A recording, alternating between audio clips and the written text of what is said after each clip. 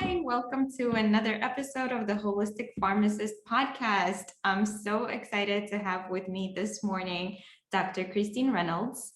She's a functional medicine pharmacist based in Chicago at the moment. And I'm so glad you're here. Welcome.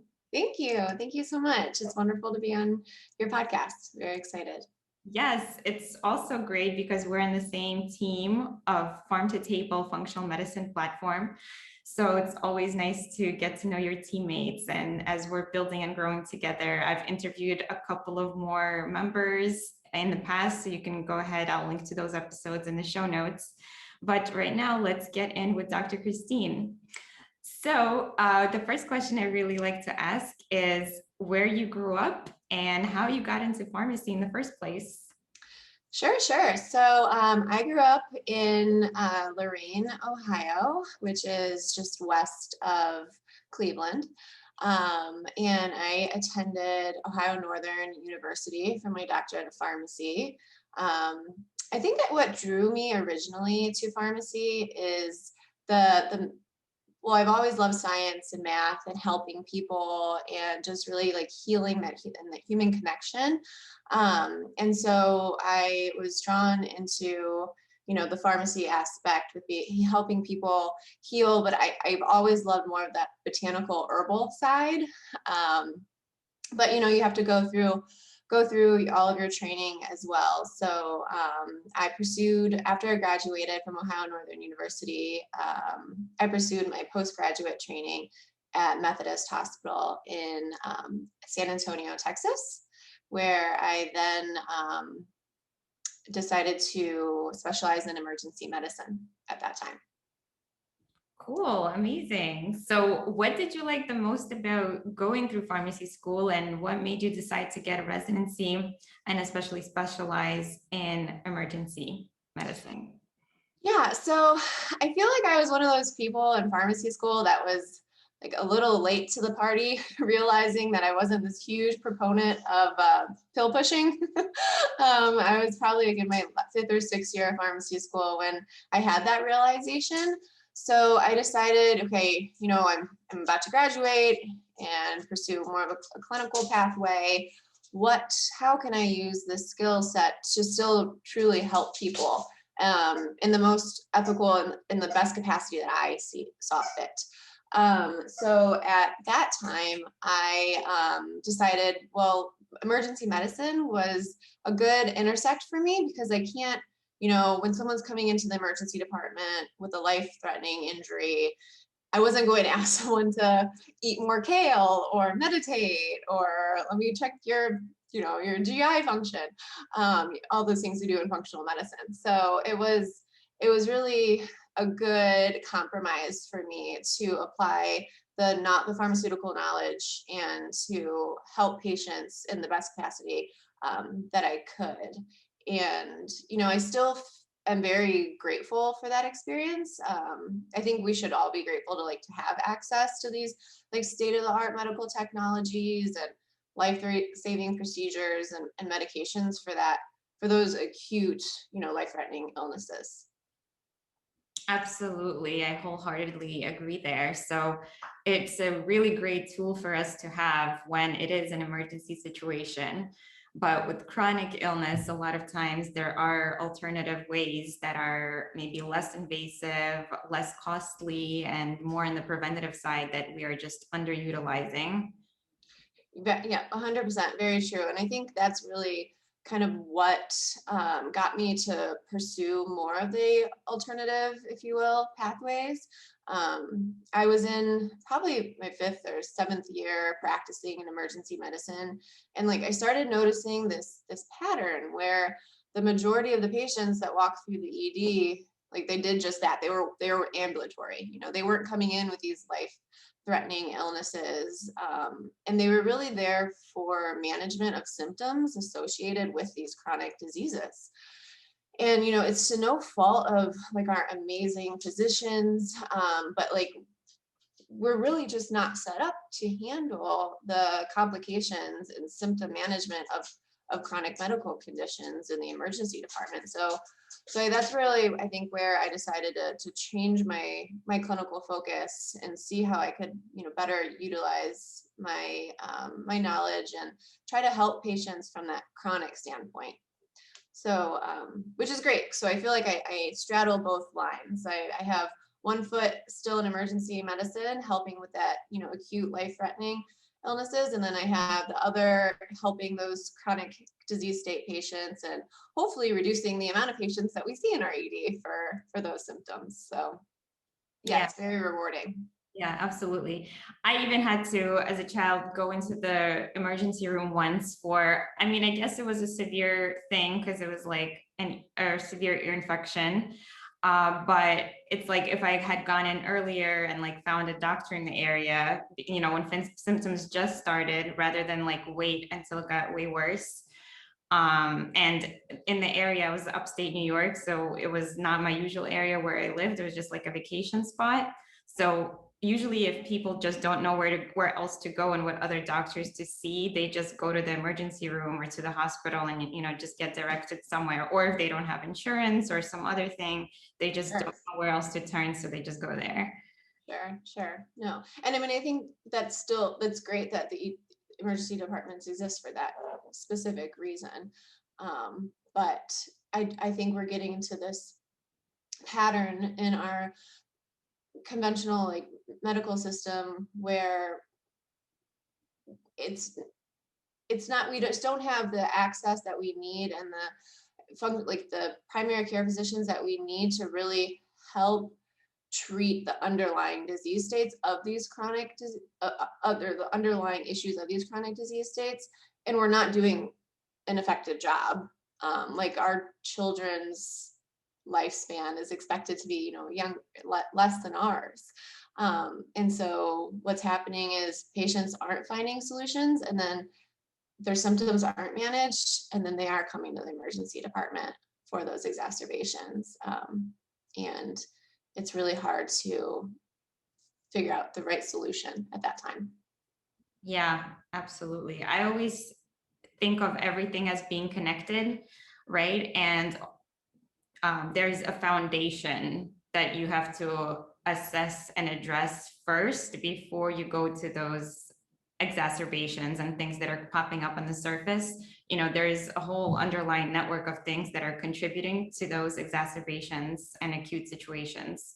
So unless it's like something sudden, like an accident, a car accident or otherwise, a lot of these things, you're right, they do have underlying causes that have been overlooked or not addressed in some way. So other types of help is critical so that we prevent the amount of cases that we're seeing coming in for acute care.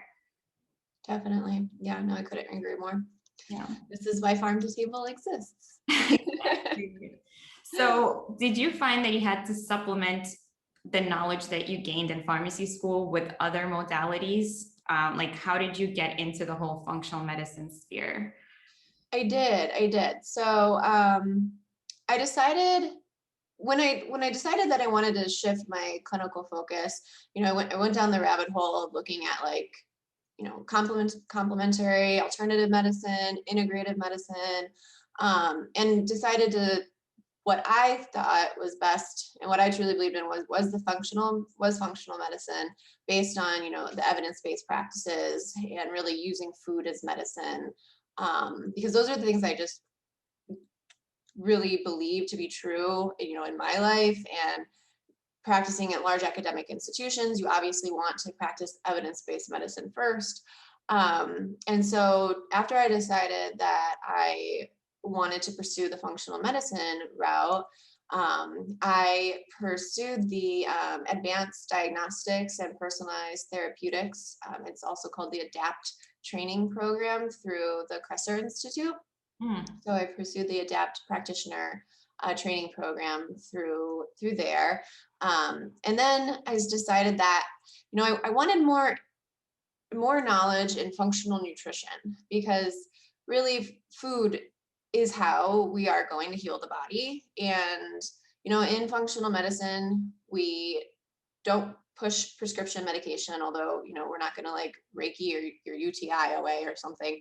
But we also use a lot of supplements. And I felt like, well, I would like to, instead of throwing a bunch of supplements at patients, know how to truly heal the body with food as the medicine rather than just supplements, because how is that really any different than throwing prescriptions at them? But it's just a supplement instead of a synthetic prescription.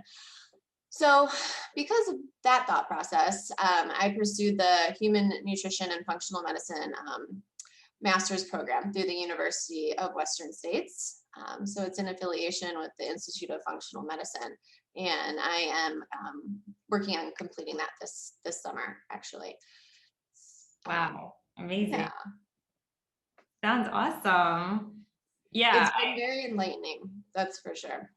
I love that mentality about supplements just being another substitute for a drug, because this is also an isolated extract of something that you're just using in place of something else that is a little more naturally sourced perhaps, but it's still the same concept. So you're not really changing the way we're administering the medicine, and using food or plants as medicine is much different, because our body is traditionally supposed to break down these natural constituents in the food and in the plant and utilize it in the biodynamic way, and for all of our metabolic and living processes. Like, that's just the way we evolved. So increasing one constituent without proportionally increasing another constituent is not always good. So, these isolates, when it comes to drugs or supplements, is just really hard to manage, because we don't see the full picture of how the body runs with all its feedback cycles. So it becomes very difficult to manage the downstream effects of things if we're just playing with isolates. Right. No, yeah, 100%. I think honestly, I believe that there are certain maintenance supplements that potentially we should all take just because of, and this is probably a whole nother topic, but with our soils being depleted, and I fully believe in regenerative agricultural practices and sustainable farming, but that's not really occurring in a mass production anymore. So a lot of our nutrients in our fruits and vegetables, are depleted, like magnesium, and potentially, if we're not getting enough sunlight, vitamin D. But for the most part, I agree with you that really it's the full spectrum of all the phytonutrients and the fiber and all of those compounds that really work together to have the best, optimal effect on our health. Yeah. So having said all that and having all the knowledge that you now possess through your various trainings, what do you think is really the problem here that is making so many people ill in the first place, or suboptimally healthy, so that they are more prone to illnesses and chronic diseases? And what is the solution that maybe we can address globally? Yeah. Oh, that's a loaded question. Yes, it is. And I don't think it's very black and white, to be honest. I believe it's multifactorial in the sense that, we live in this society where we're constantly under stress, and we didn't evolve to be in this fight or flight activated mode all the time. So we are, just because of our day-to-day and our competition with employers and employees and our daily life, and so we always have that activated cortisol response, which stress can contribute to a whole slew of different medical conditions. We're isolated. We don't have a sense of community where we otherwise did, and I say that especially during this time of COVID. And having those relationship bonds and those communal bonds are so impactful to optimal health. Also, our nutrition. I touched upon regenerative agriculture practices. The majority, we have confined area farming agriculture, or farming animals, where a lot of our meats and produce or not produce, I'm sorry, like meat, chickens and beef are just coming out of these like mass produced farming practices, and they're not grass fed and they're not organic, and they're very inflammatory with their, saturated fats. And I think truly the underlying issue and how to address that would be addressing our dietary guidelines, which I think we have a lot of work to do with that, because the dietary guidelines actually were just released in December of this year, I believe, December of 2019 or 2020. And, they don't take into account that, more than 60% of Americans have these metabolic disease states, or these diet-induced disease states, meaning hypertension, hyperlipidemia, diabetes, but they're recommending these dietary guidelines for all people, and they're really only for prevention. But the majority of Americans are already unhealthy, are already metabolically unhealthy.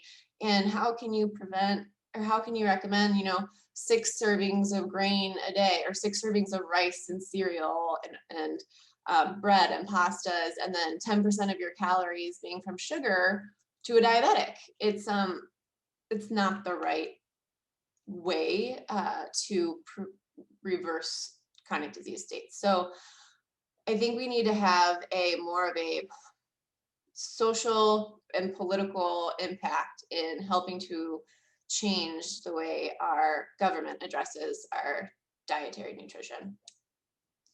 Yeah, wow, those were all great points there. And I agree, it was a loaded question. Has a little challenge for you there. Yeah. But I like to think about the grand scheme of things and the big picture, because, we can only do so much as individual practitioners and as individual people. And really, there's this whole system that exists outside of us that is driving these things to us on an individual level. And unless those things start to get dismantled and identified, first we have to identify them in order to dismantle it.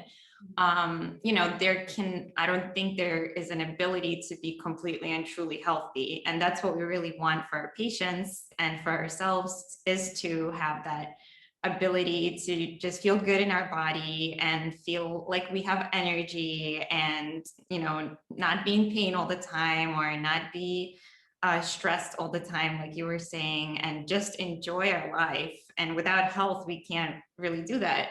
We're constantly adding an additional stress, because now we're not healthy and we're struggling to find solutions and educate ourselves and go to different doctors and figure it all out. But without really addressing those underlying issues that are, unfortunately, first of all, national, and second of all, even global, we're not going to get as big of a solution as is possible. Right. No, I agree with that. And I think there's also this question of just like health inequity as well. Not everyone has access to social media, or, listening to the big players in functional medicine on, Twitter or Instagram. And we learn by being plugged in, and by going to these conferences and pursuing advanced education, and listening to Mark Hyman on his podcasts, or Chris Kresser. And, the majority of Americans, or of people, don't have that access. And so it's really about bringing that education to the community in a way that is sustainable, and I guess doesn't directly go against our national guidelines. But I think there needs to be a bigger solution there. And to be honest, it's going to have to be working with the government nutritional policy changes to really address it. Yeah.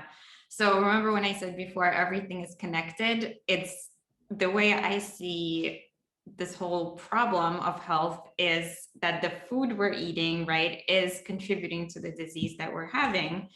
And that, a higher up level is the government, like you said. So it's, the FDA that's regulating both foods and drugs, essentially, right? So there's this big pharma industry that, yes, on the one hand is developing and researching these amazing life-saving things, but on the other hand, a lot of it can be reduced and,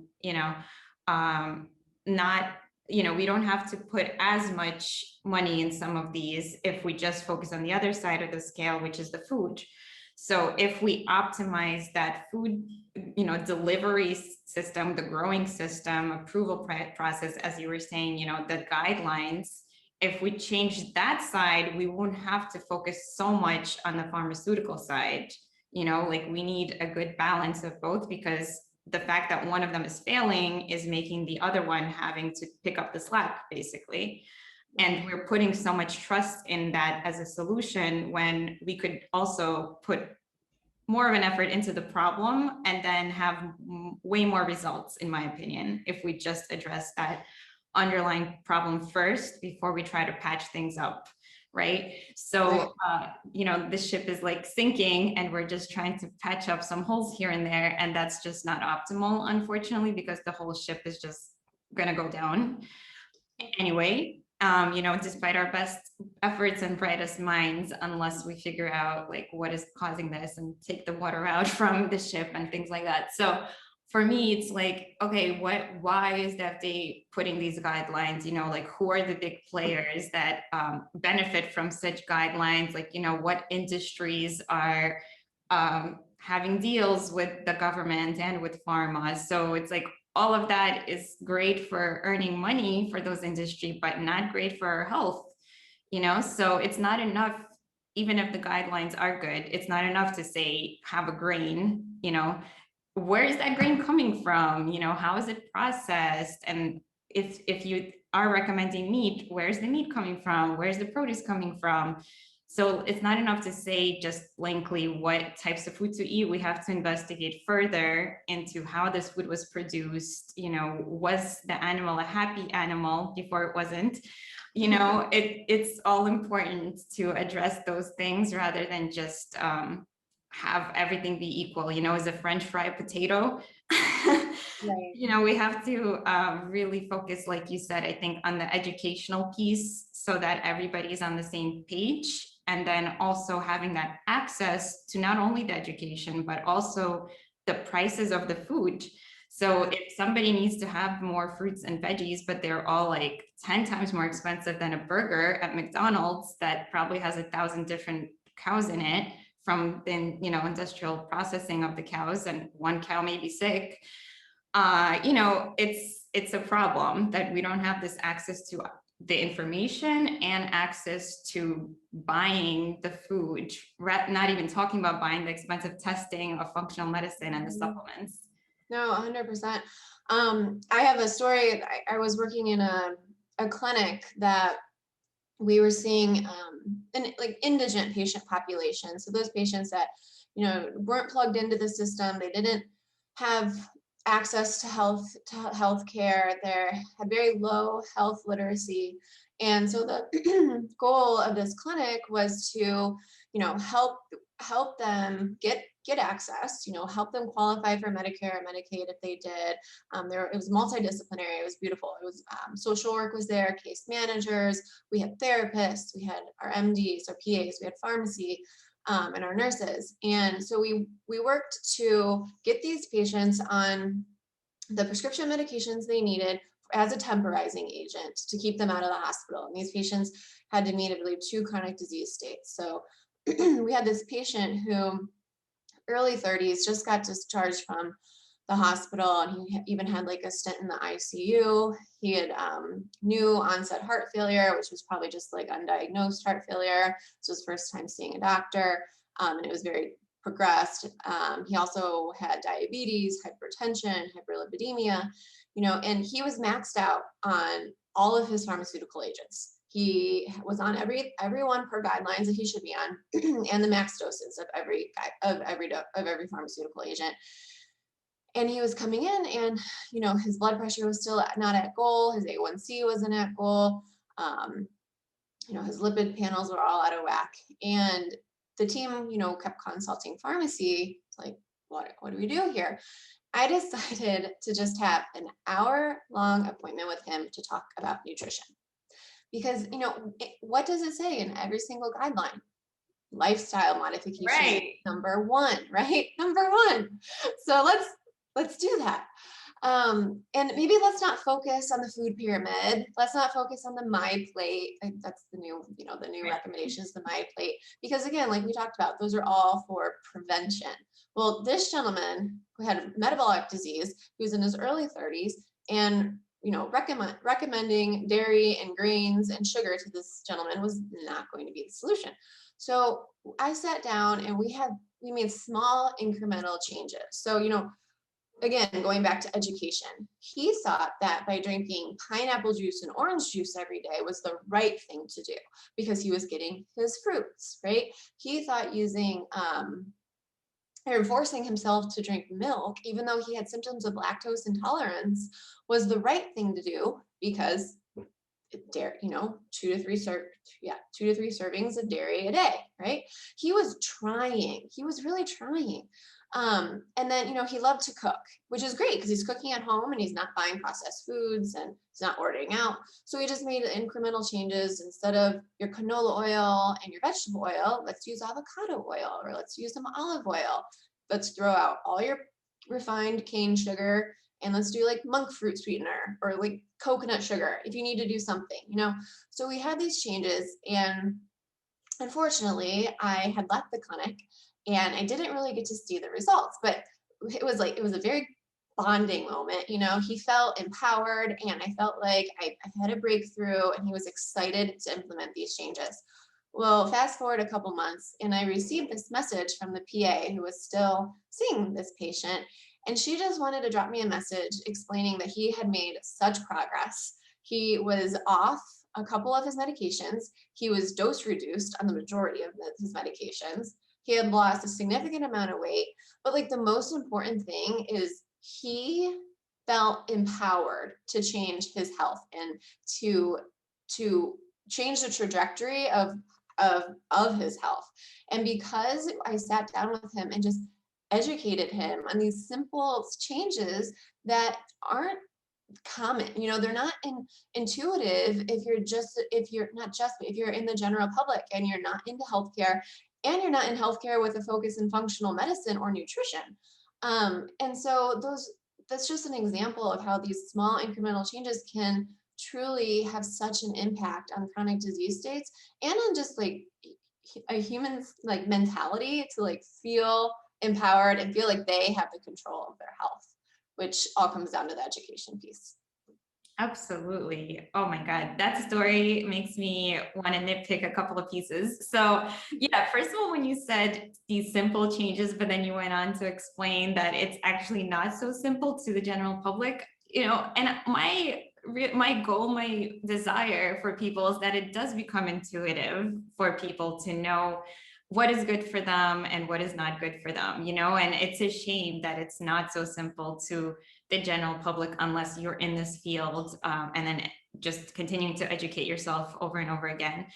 It's become so complex to feel empowered, and to, even if you are cooking for yourself and you are reading the guidelines, it still becomes very confusing, and people, like you said, get put on medications and still are not seeing good results. So that's really a problem. And, it's good that we have people like us that are studying and helping people and spending time educating and empowering, because that is key. And why are we not focusing more on that number one step of lifestyle and diet?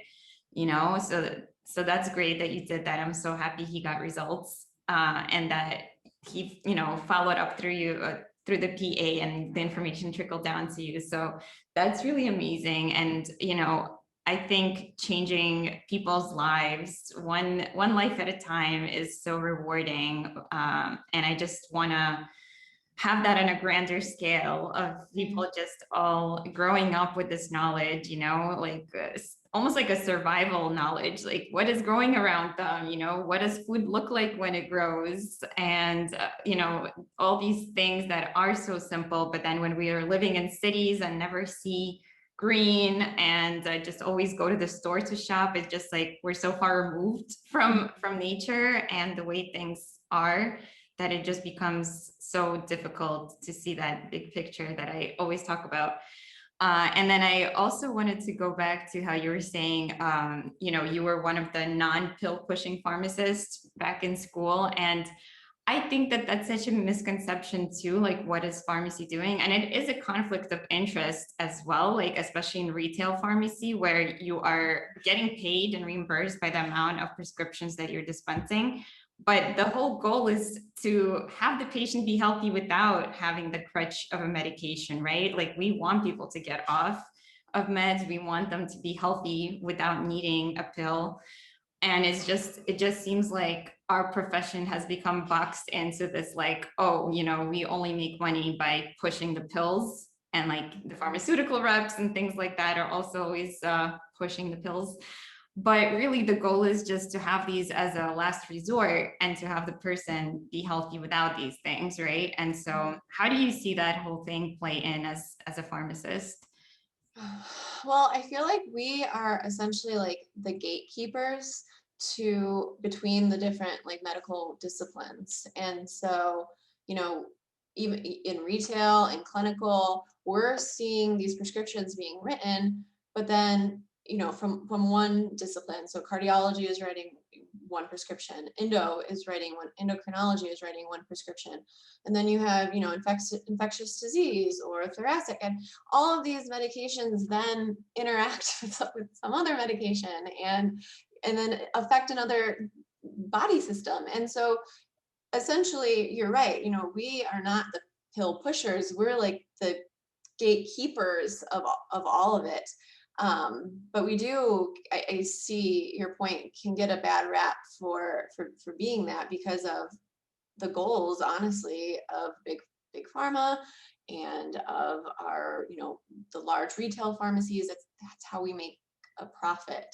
And so honestly, I don't know of a great solution to not make a profit in that industry unless we're looking at maybe like insurance reimbursements and getting reimbursed based on the number of like the reduction in hospital admissions, which is definitely obviously a thing with core measures, and potentially, if we have insurance reimbursement for getting patients off of their diabetic medication and preventing, reducing their insulin requirements. So we have to have it incentivized in a different way than being incentivized to have patients be addicted to medication, essentially.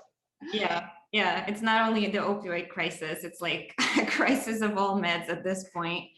So I agree with you. Yeah, there has to be money somewhere involved in some kind of incentivizing fashion. So if we show the insurances that we're actually reducing, like you said, the cost of admission to a hospital or some other health outcomes that is saving them money because the patient now doesn't need that many medications, that would be great. And if visits like to a consult with functional nutrition or just, a pharmacist or anybody else that is more on the preventative side, or even acupuncture or chiropractor, if more things like that were reimbursed, then rather than only reimbursing medications, there could be a real difference in the results that we're seeing and the goals that we're having for the patients and, where the money really goes towards. Right. Yeah, those are goals. That's the goal. Somebody should get on that. The policy making, changing reimbursement rates. Now they're having the star ratings system for pharmacies. So I really, hope that their vision over there is to focus on the results and getting people to reduce their medication load and burden rather than, changing just the formulary of what medication will be covered this year. So that is the goal. So let's go back to your story about how you transitioned into functional medicine and now you're finishing up your program. So how did you get as part of the Farm to Table team? How was that journey, and what else are you doing now? And like, what is your vision for the future of your practice? Sure.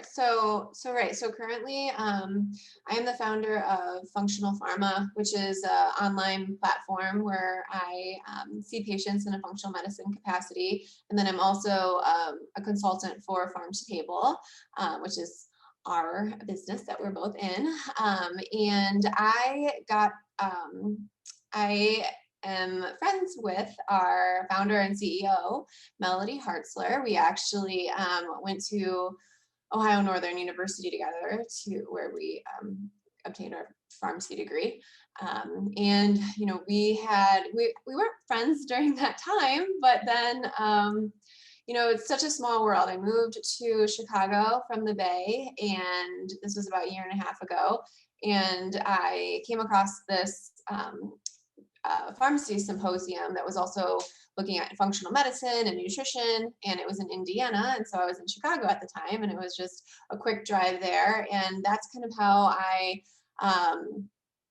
I developed friendships with Dr. Hartzler, and then Dr. Lauren Castle, who is the founder and CEO of the Functional Medicine Pharmacists Alliance, and she also attended Ohio Northern University, and so I felt so just like energized and empowered that, wow, there are other pharmacists like in this capacity and that are really pursuing their dharma, their life's purpose, in trying to include functional and pharmacists into functional medicine and have it really be a multidisciplinary approach. So it was in those ways I connected with them and became a member of Farm to Table. So I'm currently, like I previously mentioned, I'm working half of my time in the emergency department, still helping with acute care, and emergency medicine was my first love, and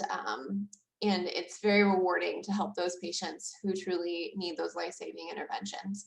And then the other part of my time, I am working in a functional medicine capacity, working with Farm to Table and seeing patients, working more for underlying disease states or root causes that are precipitating underlying chronic disease states. And I address, we look at functional medicine in itself, looks at nutrition and hydration, stress, community bonds.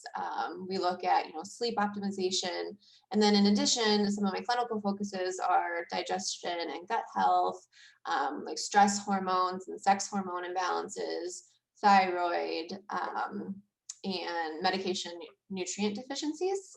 So yeah, it's really, really rewarding. Yeah, awesome. I also interviewed Dr. Hertzler and Dr. Castle on the show, so I'll link to that as well. And I'll link to our Farm to Table team website so you can check us all out and which states that we all are practicing in if you're interested. So I also want to go back to how you mentioned the stress piece and then the lack of community or isolation. Do you have any advice on how people can address those, especially during this time where we almost have to be isolated? Yeah, so I do. I mean, I think we're really fortunate in that people have decided to jump on like the Zoom bandwagon, and we're able to connect in that capacity. I know that there is a lot of, yoga studios or any just exercise studios that are offering online classes, even like, meditation as well. I think in one other capacity, and this is what we're offering at Farm to Table, is, and I believe it's a membership-based platform where that will be going live, I believe, in a month or so, but we're offering group visits. So I think that's a great forum for patients who, are going through the same chronic health conditions, and so they can feel this strong sense of community and a strong sense of support system, so they know that they're not going through this alone, and they have other people to talk to, or just run ideas off of. And I think that's especially important during this time. So definitely group visits, and utilizing your technology to connect.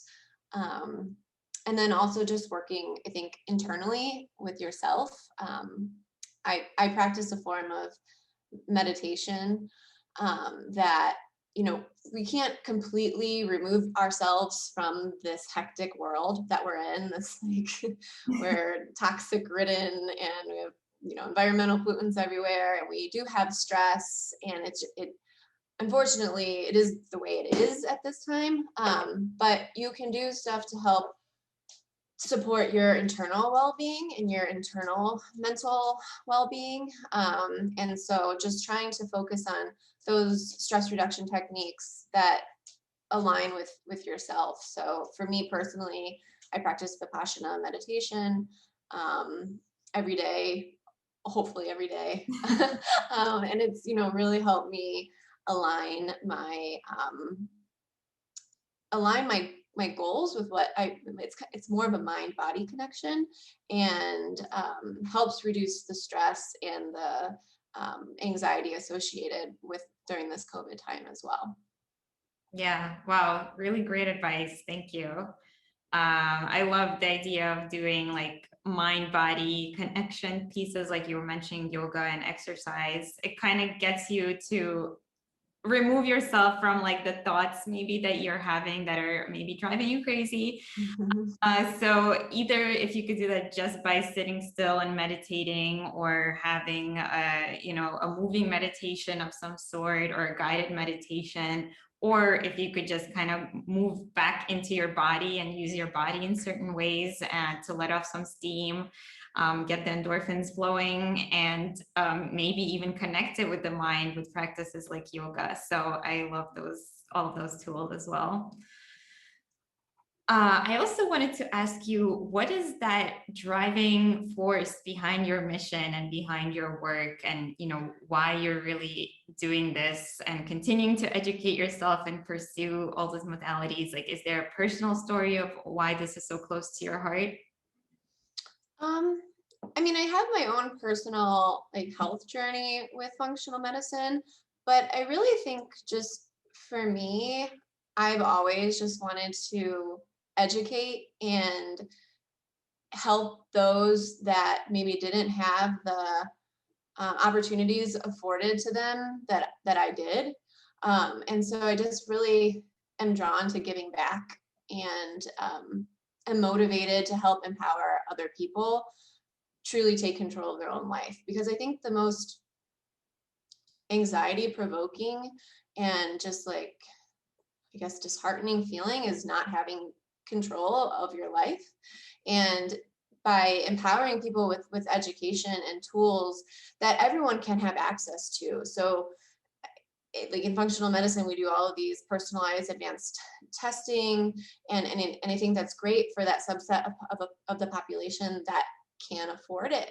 But there's all those other techniques that we do when we just talk about nutrition and hydration and stress and community and sleep, and which truly is the foundation for health, that everyone can have access to.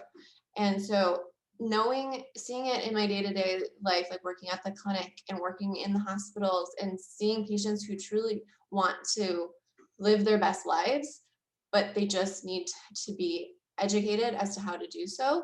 That is what motivates me, and that's really my passion, and helps me continue to do what I do and move forward. Yeah, I love that. And I totally agree. I got the same kind of training in my coaching, which was from Institute for Integrative Nutrition. So all those things that you mentioned are really, the primary foods. And then only the actual food that we're eating is only like a secondary solution. So it's like all those other areas, if they're not addressed, the food can only go so far as to helping you heal. But having all those other areas of your life, and again, seeing at that big picture and really having a strong foundation for mental and physical health is key, to having a balanced and happy life. So we're all helping each other and all learning together. And like you said, like, it's so nice to be part of a team. And even if you're bonding over a similar problem, or for us at Farm to Table, we're all pharmacists that are non-traditional and that are trained in functional medicine and are wanting to work towards a similar goal and vision. So that's bonding, whether you're bonding over a problem or a similar vision. That's so nice to be part of a community that understands you and that you can relate to. No, definitely. Yeah, having that support system is it's just so key. Yeah. So if you just have a few more minutes, I have some rapid fire round questions for us. Oh, okay. Sounds good. All right. So what's your number one advice for people that want to change their life right now? I want to change their life right now. I guess I would say focus internally. I think so many people get caught up with these external factors, and it's just such a hurdle to change everyone else. And I think if you want to change your life and be the best version of yourself, you have to look internally and focus on developing that equanimity or that balance of your mind to truly free yourself from suffering and help promote that, just to help promote a better mentality to help change your life. I love that. That sounded almost like a Buddha teaching when you were saying it. But yeah, I totally agree. And for anybody out there that's listening that really wants to take this to the next level, I have a great book recommendation that I'm reading right now, The Laws of Human Nature.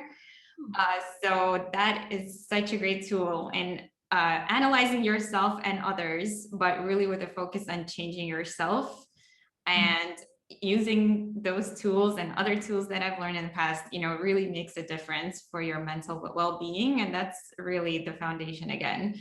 It's like you can't have a healthy body without a healthy mind and vice versa. But, you really have to have like that willpower first and foremost and that strength in order to make those changes. So focusing on the things that you can control, like you were mentioning, and feeling like you have choices, that is super, super important. Right. And to have that mental strength that when those things come into your life that you can't control, like staying on that tightrope and allowing and just keeping on your mission and help preventing, those external factors from swaying you in one way or the other. So just to stay with your mission and to stay cognitively just sound. Love it. All right. Question number 2. What is your favorite hobby or pastime? My favorite pastime is being in the kitchen. I will probably pursue something down the road in like nutritional culinary school. I absolutely love being in the kitchen, but like I tend to bake more than cook, but using like healthy ingredient alternatives to develop recipes that are good for you and taste good, and you don't feel like you're having to sacrifice all the good stuff. So whenever I'm not working, I'm usually in the kitchen making some recipes. Oh, awesome. Your family must love that. Yeah, my husband is actually a really good cook, so I normally stick to the baking and then he does the cooking. Nice, good teamwork. Yeah. All right, last rapid round question. How do you, or what do you like to drink? What's your favorite beverage? Water. It's not that interesting.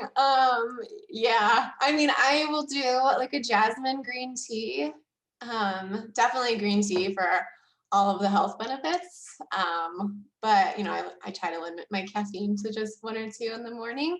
And then, I mean, yeah, I love water with some lemon. Yeah, lemon's great. I've been using lemon a lot in my cooking and it's like amazing. It's like I just feel like my digestive enzymes are multiplying. Yeah, lemon and fresh herbs. Like we got into fresh herbs a while back and I just can't even go back to the dry stuff anymore. And it's just so good for you too. It gives everything such that aromatic quality and really helps elevate the dish. Yeah, I love it. Okay, so last question for the interview is, where can people reach you and find out more about your work and connect with you? Sure. So you can find me on PharmToTable's website. I am a licensed practitioner in 3 states. So I'm currently practicing in Illinois, Texas, and California. And so I'm listed under those states on PharmToTable's website. And then I also have my own website called functionalpharma.com. And I have an Instagram page where you can find me at Dr. Christine Reynolds, as well as a similar, same name Facebook page as well. So yeah, I'm out there in social media if you'd like to connect. Awesome. Well, I'll have all those links to connect with you in the show notes. And I want to thank you for coming on today and sharing your story and your passion with us, your mission, your vision, everything. I had a great morning with you. So thank you again. Well, thank you. I had a really great time. All right. Well, have a great rest of your day and I will see you soon. Okay, thank you. Bye. Bye.